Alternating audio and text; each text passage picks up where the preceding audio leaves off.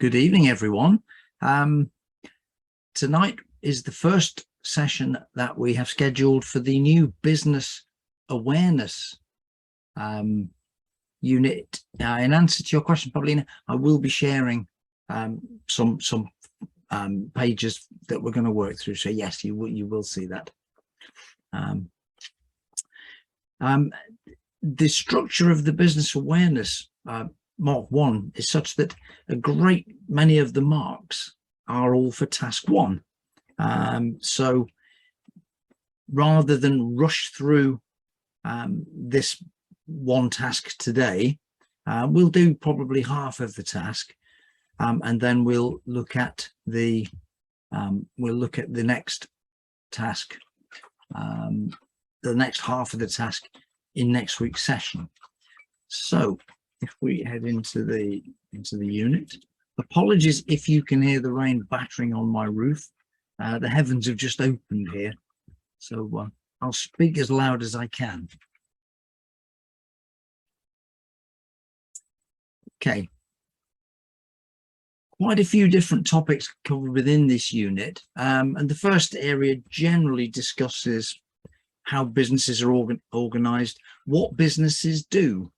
And we look at concepts such as business stakeholders. Stakeholder is anybody who has an interest in a business. So it doesn't have to be somebody who works for the business. It can be anybody who deals with the business.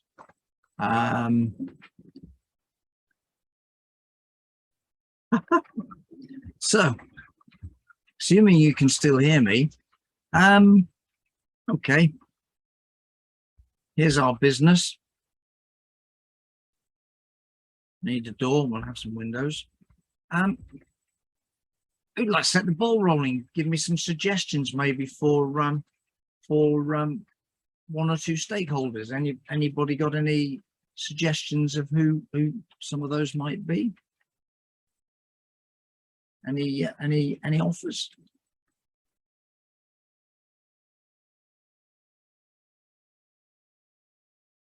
Anybody at all? Give me some suggestions for who the stakeholders. Local community, yes, plainly. The business may well be sited somewhere where people live. They'll definitely be interested in things like any pollution that comes from the business. I live in Cleethorpes by the seaside, and we've recently had an issue where the Water Authority have had to admit that perhaps what's going up into the sea isn't what it's supposed to be, because they had the big problem with the drought. So that was certainly an impact on my local community. Not that I go paddling in the sea very often. I certainly won't be just lately. Yep, investors.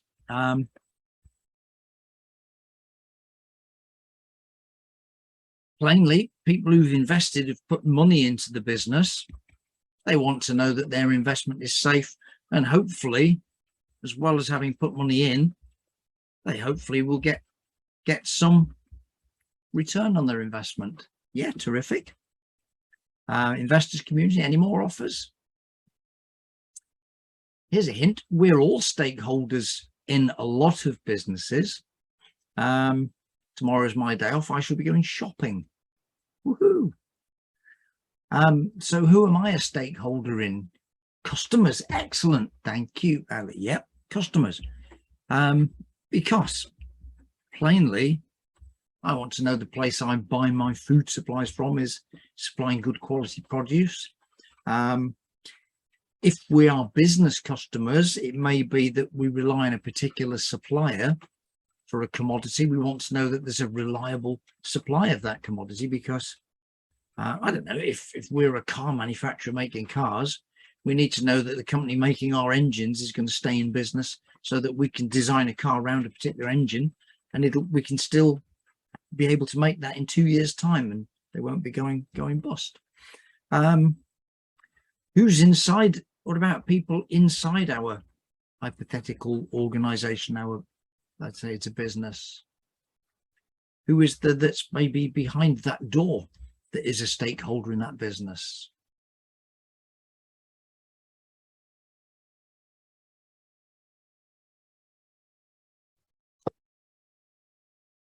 What about the people? Yeah, people who work there. Employees, they want to know that their jobs are safe. They want to know that maybe they've got a chance of good, dependable earnings, maybe even a pay rise. They want to know the business is doing well. Who owns the business? Now, this can vary, can't it? Of course, we'll talk about different types of business. But let's just put the word business owners, because the people who own the business could well be separate investors. Investors are people who lend money to the business, but they could also be owners, shareholders. This could be a very small business that's owned by one person. Included in employees, there are kind of directors or managers who have a slightly different job. Excellent. Yep, directors, managers. Suppliers. If suppliers are supplying goods to the business on credit, they want to know that they're going to get paid. The last thing they want to do is ship over £100,000 worth of raw materials and then find out the business isn't going to pay. Yep, bank, excellent. That's my bank. I know they don't look like that anymore. That's the sort of bank when banks have people in them. Okay, quite a good selection there. Anybody who has an government? Yes. Okay. Hey, we're really on fire. Yes, it is government, because of course the government will hopefully be collecting taxes. Also, governments impose regulations. Government needs to be sure that health and safety isn't being compromised. They want to know that the people who work there are safe. They want to know that the local community is safe. We've all heard the very worrying stories on the news about the Zaporizhzhia, is it, nuclear plant in Ukraine, where the inspectors have gone in because there's distinct worry that in the middle of a war zone, if that nuclear plant gets compromised, plainly that's very bad news, not just for the local community, but for people for several hundred miles around. So the government want to know that things are being done safely, as well as collecting taxes from the business. The other bit of legislation that we are very interested in nowadays, of course, is data protection. They want to know that that business is not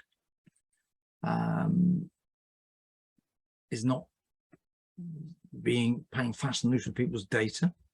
I suppose they also want to know, in a general sense, that that business is obeying the law. Plenty of businesses, sadly, as anybody who's got internet access knows, plenty of businesses are very questionable relationship with the law. So stakeholders, the important thing is stakeholder, anybody who has anything to do with a business is a stakeholder. Let's see what's next. Oh, here we go. It's a bit of a summary. Really things we've just talked about. Customers are interested in quality of what they get, value for what they pay. Oh yes, warranty. If you buy something with an extended warranty, you want to know the business is going to be around to support that. And again, you want continued supply. Suppliers want paying. Finance providers, yep, want their repayments on time. Owners of the business want to know what they'll earn. Government, we've done pretty well here. Government, employees. Oh, professional bodies, there's one. Of course, how could we forget everybody's favorite professional body, AAT? They want to know that we are going about our business, those of us who are members of the AAT, in a way that reflects credit on the profession, that brings respect to the profession. And they really ensure that by providing training, which is what we're doing tonight. They create rules, and further down the line, once you've got your qualification, they help you to maintain the standard of your knowledge, and they have a helpline that you can speak to if you are stuck on the point of procedure, a point of ethics, a point of law even. And then we said that the public, which kind of is the local community, but anybody who deals with the business. Okay. Now, types of organization. Here's the very simplest type of organization, which is the very simplest type of business. Anybody tell me what that fabulous piece of artwork depicts? It's supposed to be a person. Sole trader. Yeah, terrific. And many businesses in the world, even the biggest businesses, started out as a sole trader. What's great with the sole trader is it's simple.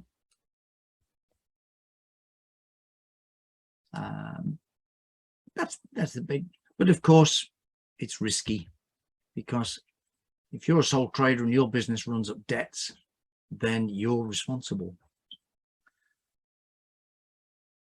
The next stage of development will tend to be, I'm not getting the legs very well tonight, am I? That's better. What's the next one up from a sole trader in complication? Anybody? Any offers? Lots of sole traders working together with the common aim of making a profit. Partnership. Yep, partnership. Much the same. Where it gets a bit more complicated is, of course, who owns what, who's put how much money in, who gets paid how much, what share of profit. We get a bit more complicated. And then we get into the bigger business. And the big difference with, we'll use the same picture for, we'll say that's our limited company. The big difference now between limited company and sole trading partnership is that, oh, well, yeah, nice one, Lucy, I agree. LLP is sort of it's a variation on a partnership. And to an extent, it's kind of a mixture of these two. It's a hybrid of the two. The big thing about limited company is the owners and the employees can often be completely different. Now, sometimes a person who started as a sole trader began partnership will, with the partners, will launch a business. They then will become directors of the business, but they'll also be owners. And it is possible for the same person to be both an owner and an employee. So when this happens a lot in your sort of typical local businesses, where a person may well be the managing director, but he happens to also own all of the shares. And that is how owners own businesses, because they own shares in the business. There's our share certificates. But a person who is an owner may well have nothing to do with the running the business, or they may choose to appoint themselves as a director. The owners have the right, they have voting rights to determine who is a director, and the directors have got the job of making the day-to-day decisions. So it can be, an owner can make himself a director or herself a director, or they can be separate. That's the big distinction. And in terms of risk, what is the big difference with a limited company? Anybody? Compared to a sole trader, what's the big difference?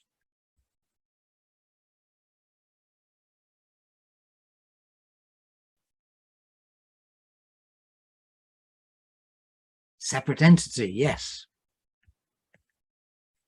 If something goes wrong, like all these adverts you see, I got my dream and it turned into a nightmare. You know, if a tile falls off the roof of your business, of a limited company, lands on someone's head and you get sued, it is the business that gets sued. And the owner's liability is limited to the value of share capital they've put in. So the business may have made a lot of money. The owners can only, even if the business loses all its money, goes out of business, the owners are not personally liable. And that is the reason that most limited companies are formed. Next in line from a limited company, a PLC is just a very big company. Exactly the same. There are rules about minimum amounts of capital that must be invested. You can start an ordinary limited company with £1. You could last time I checked. A PLC, you've got to have, I think, at least, I won't put a figure on it. It used to be 50,000. I haven't checked that, I won't say that. But a PLC, you must have a large amount of capital. And the difference between a PLC and a limited company is that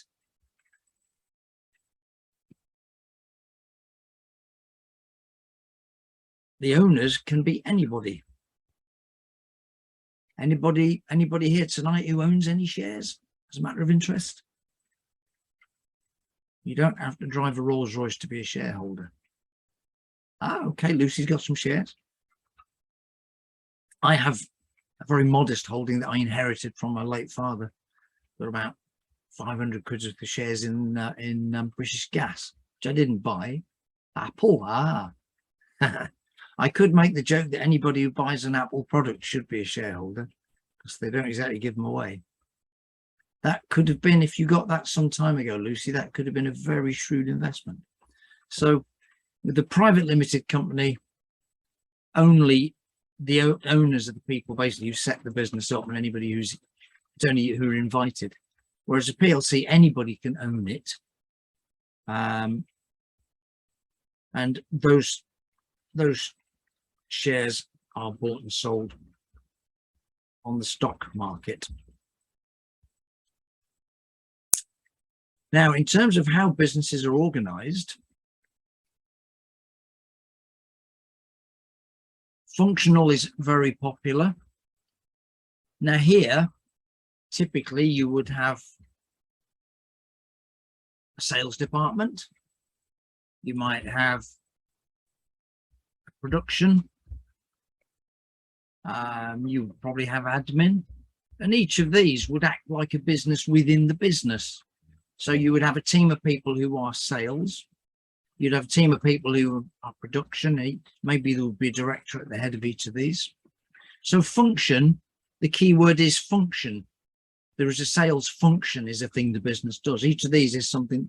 So it's organized by what each area does. Divisional can be quite similar, but it may well be that you've got, you know, you might have a USA department, a UK, you know, Europe. So it may be there would be a division to look after each of those geographical areas, because plainly, if you are trading in an area of the world where English is not the most popular language, you're going to have a different team of people to do that. Different products. A lot of businesses tend to make one core group of products, but it could be that you have wildly different products. Companies that are always in the news are, of course, Tesla, who make, this is a really bad drawing of a car. They also make rockets. So there you've got two vastly different product areas. There is a joke here, though, of course, they do make cars that go like rockets, but that's for another day. Alternately, a business may offer different types of service. Now I can think, this is British Gas that I mentioned. You think, well, they supply gas, but they also supply electricity. But they're very keen on selling insurance these days. They'll try and get you to sign up to have all of your household utilities covered by a warranty. And that's a very different product to stuff that comes through pipes and boils your eggs for you. So there's, that's an example. Matrix, as it says, is a combination of the two. Some terminology: span of control. One manager you may have a sales manager who's got 10 salesmen working for him. Another manager might have sort of a production line that he runs. So he might have 2 or 3 supervisors and then any number of people on the production line. So the key word for span of control is number of people who report to him. Scalar chain. Okay. I always think it's good to think of real world examples. Now, if we think maybe of an accounting practice,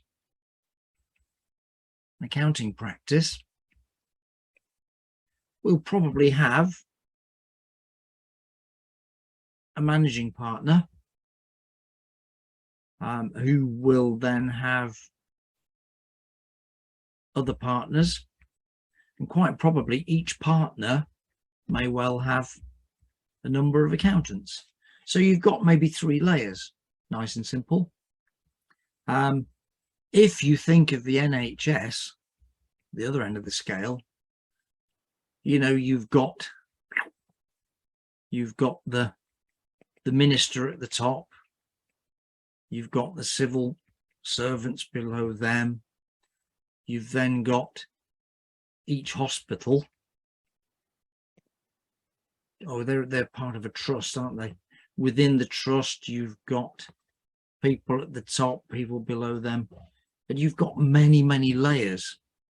So if you're trying to think of layers of management, think of an accounting practice as an example of simple, and something like the NHS, where you've just got layer upon layer upon layer upon layer. Means of governance.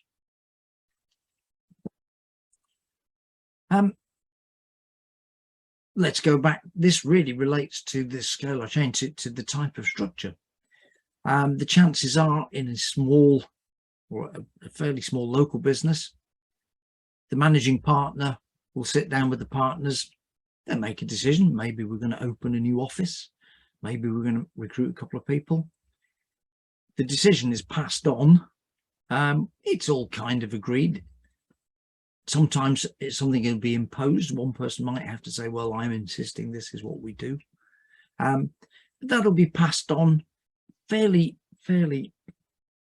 informally.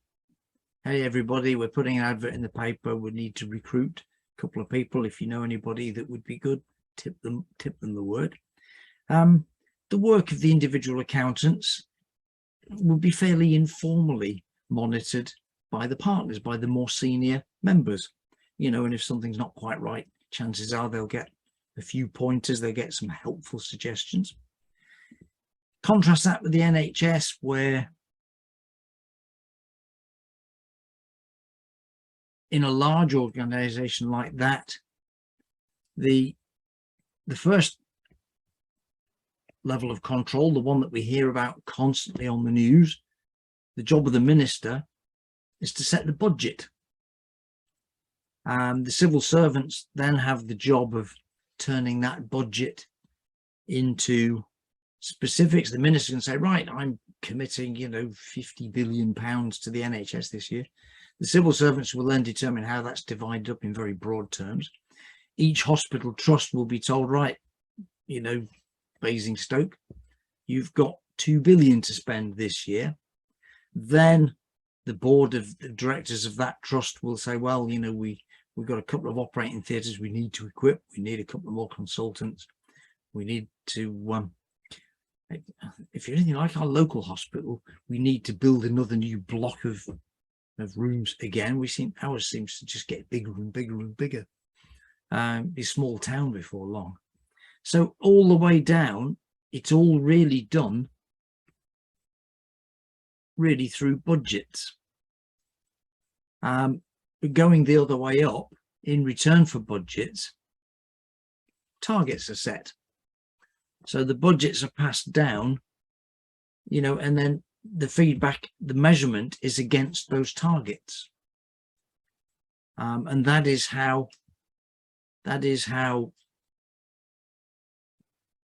it's determined whether objectives are being met, you know, whether budgets are appropriate, whether more money is needed, whether, you know, whether managers are performing effectively. And as it says, structure and size. And if you think of real life examples when you're trying to build a picture of this, that really is a much easier way to understand the concepts than to try and think of it as words on a page. The divide between business owners and yeah, day-to-day. Strategic is the direction, the steering of the business. In our sole trader, he or she has started the business with a vision of what they want to do. We'll make all the decisions, both the strategic decisions, whether we're in the right area, whether we need to do something completely different, the operational decisions in terms of how many hours are we going to open for, what prices are we going to sell our services for. Every level of decision is the same person. As we move up in a partnership, it may well be that each partner has their own speciality. One partner might be good at selling, another partner might be good at programming the computers, another partner might be good at designing clothes if it's a partnership that is involved in couture. Once we get into a limited company, then the owners have the job of appointing the directors, but it may well be that an owner will appoint himself as a managing director, and he will decide which way the business is going. But day-to-day basis, what price are we going to sell this product for, or do I give this customer a discount? Very much more further down the chain. And again, almost not quite a repetition, centralized against decentralized. Smaller businesses, it's much easier for one person to control a lot more of the business. With a bigger business, then it tends to be delegated down either to departments or functions. So you can really think in terms of generally small and large. Okay, so far let's have a look at an example of a task. So which two statements are true? So two are and two aren't. With multi-choice, I always think it's best to start looking, can you see any nonsense ones? So directors of private limited companies, so this is an LTD and not a PLC, are always the owners. Okay, who thinks true to that? And who thinks false? T's and F's will do in the chat box if you like. What do we think? Anybody? Any offers? Okay, we've got a false, we've got a false. I must learn how to do polls, mustn't I? Excellent. It is indeed false. The problem word is always, in that they can be the owners. Person who is the major shareholder can appoint himself as a director, but not always. So they may well appoint other people and just sit back and let them do the work. Second one, the directors manage a private limited company. So this is a limited again, on behalf of the shareholders. So do we think true or false for this one?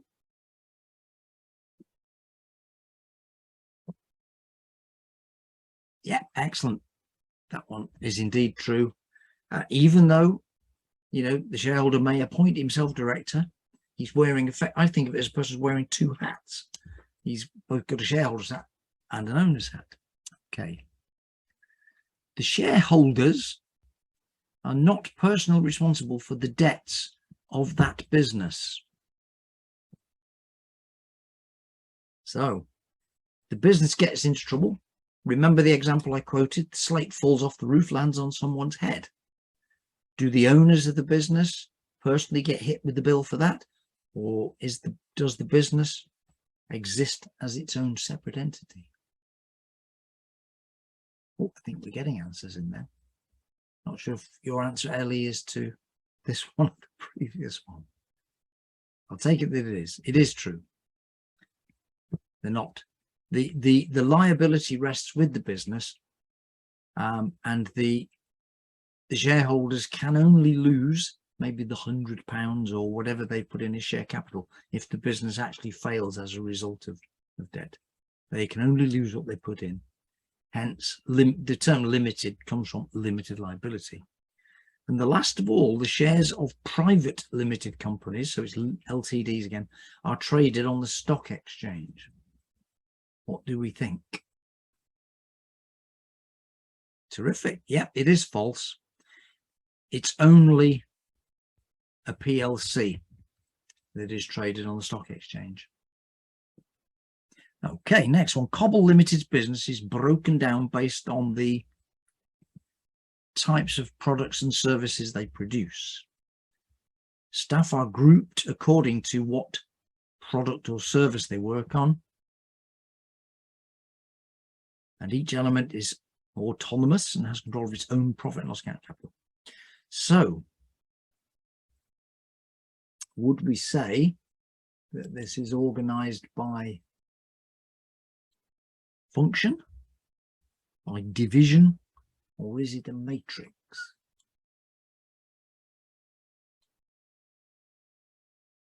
Any offers on this one?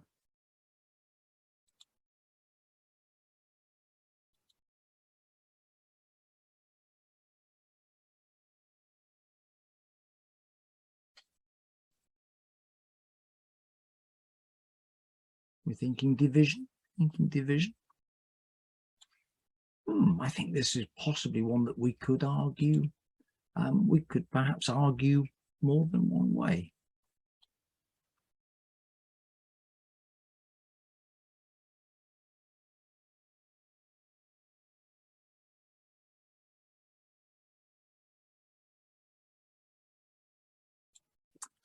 Divisional is what we say. It is divisional.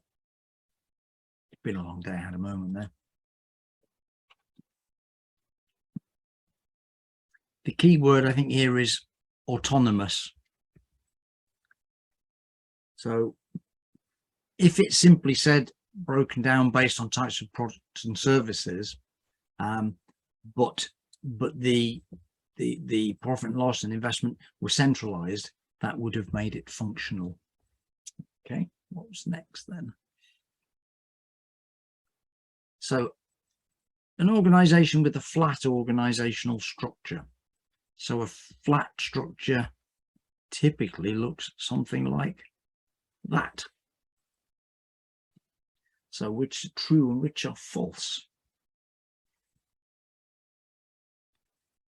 There are relatively few managers. Well, what does this picture suggest?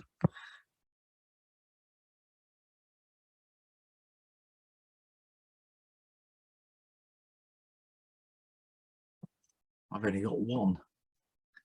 So few managers is true. Narrow span of control. Has this manager got an easy life? Not much to do? Or is he constantly busy with people knocking on his door saying, can you just look at this for me? What do we think? True or false?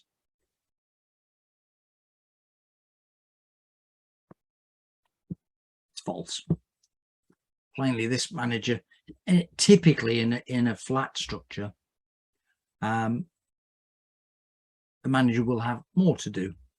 In a hierarchical structure, you tend more to have one or two or three subordinates. So finally, decision making tends to be slower than in tall.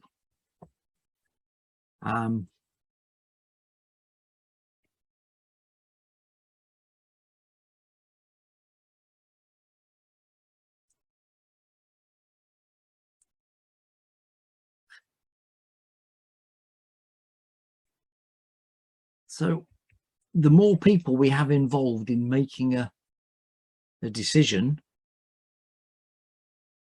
the longer it's going to take, because we've got to consider their feelings. They'll say, what about their feelings? They'll say, well, don't forget, we need to take this. And by the time we're toing and froing, so in fact, in a flat structure, we do tend to be able to make decisions quickly. So that also is false. Okay, a couple more bits. We're nearly there now. Rail Trail is a public sector rail company. So notice public sector, that means it is owned by the government and paid for by the taxpayer. Is governed by a committee known as Rail Trail Company Trust Board. Board responsible to the Ministry of Transport. This is a little bit like our NHS that we talked about.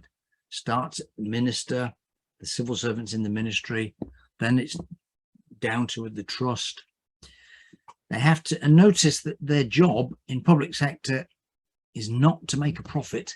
It's to make the best use of public money.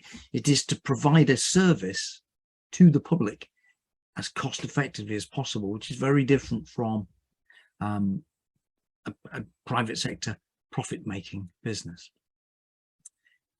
Very highly regulated due to public interest and emphasis on health and safety, because plainly we only have to watch the news to see that any form of transport can be dangerous. Anything that involves moving people around at high speed potentially can be dangerous. So they're looking to replace their old fleet of trains. So identify one principal goal. So let's have a 1, 2, 3, or 4. Any offers?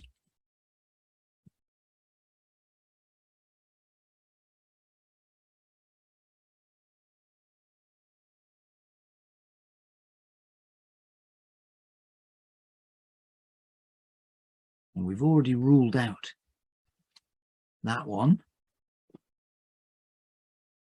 That looks reasonable. Maximize return. Return's another name for profit, so we can scratch that one. And minimize spend on health and safety. Yes, they need to spend wisely, but absolutely. 2 is far and away the most reasonable answer. With multi-choice, I always find it's best usually to start by discounting the obviously wrong ones. And often you'll only end up with one reasonable one left. So, yeah, well done those who said 2. Identify which one of the following best describes the role of a non-executive director. Okay. Now, non-executive director is somebody who doesn't actually work for the business, but is involved with the business. You can almost think of it as, those of you who've got children who watch children's TV, it's a bit like a grown-up helper. You know, hopefully the non-executive director, they're not necessarily, you know, they don't have a great interest in the success of the business financially. They're not driven by bonuses and profit. So what have we got? Are they involved in day-to-day business? No, they're not. Are they managed by the executive directors? Well, they're there really to provide a little bit of a restraining hand on the executive directors. So they are not managed by them. Do they always have an accounting qualification? If your business is a manufacturing business, you may well want to have non-executive directors in who have got years of experience of manufacturing, because they can offer a very good insight. So the word always rules that one out. What they are is independent, they are objective, and therefore they can be relied on to look after everybody's best interest. So the answer to that one is the link. Okay. All happy so far? What have we got next? I've repeated the information at the top. So, which one of the following stakeholders has the greatest influence over the decision to replace the old fleet of trains? Okay, now, given that we're all probably rail users, and this in some respects is intended to depict a situation that actually does exist. The thing about replacing trains is it is seriously expensive.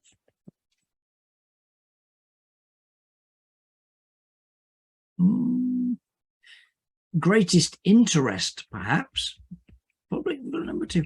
The public has the greatest interest, but I don't think that however scruffy, dirty and noisy and smelly the old trains are, public pressure alone would be enough. Train staff, likewise, the people who operate the trains may well have an opinion, and they may well have a lot to say, but they can only ask. They can only make their feelings felt. So they not, oh, what's happened there? And the answer is the people in charge of this are the trust board, because ultimately whether or not trains are replaced is ultimately governed by whether they've actually got the money to do it.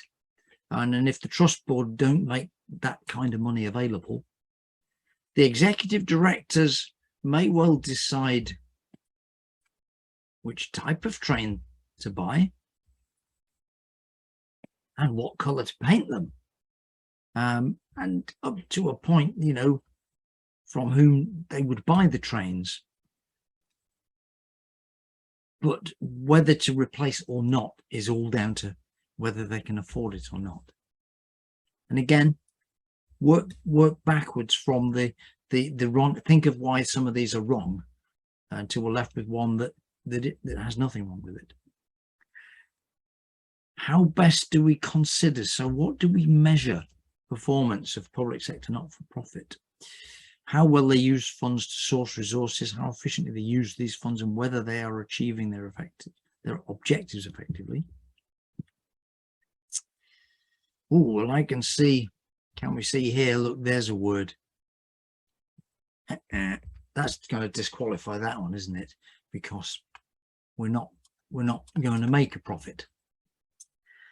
How well they're achieving the desired output with minimal cost as quickly as possible to use the least funds possible.